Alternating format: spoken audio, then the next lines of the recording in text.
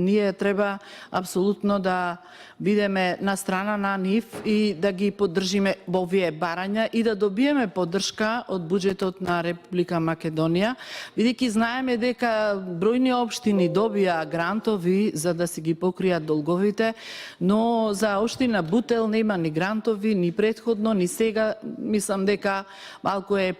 подзаборавена. И треба навистина да го подигнеме гласот, заедно да излобираме, да се одвојат повеќе средства и да се направат соодветните потребни активности кои што ќе превенираат. Замислата е во денешно време да нема тротоар, а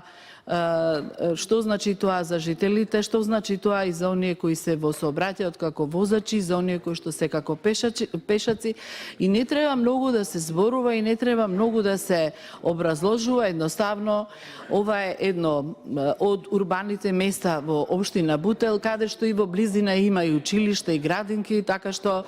проблемот треба да се свати сериозно и треба да се даде поддршка максимална на решавањето на овој проблем. Имено, јас имам комуникација со советниците, освен со жителите на Радишани, значи имам и комуникација со советниците кои што ме известија дека за ово и за бројни други проблеми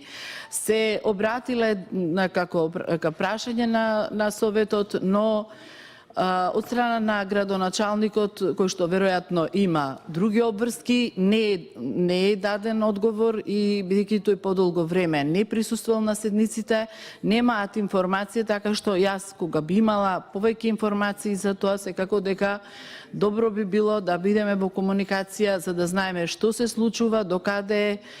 овој проблем и дали може да се реши. Во секој случај јас апелирам за сите овие, ако навидум ситни проблеми,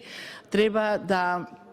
пратениците од власта да покажуваат разбирање, ако не за нешто крупно што ќе се одрази на буџетот, за помали проблеми на кои што ги допираат граѓаните со години и апелираат до нас како пратеници. Благодарам.